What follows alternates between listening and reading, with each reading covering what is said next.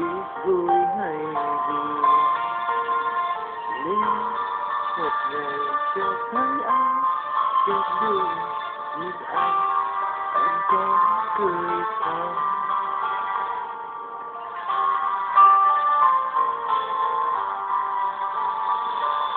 Anh giờ ra sao, rất vui hay đang buồn, cho khi nào cho cuộc đời anh chợt nhớ đến.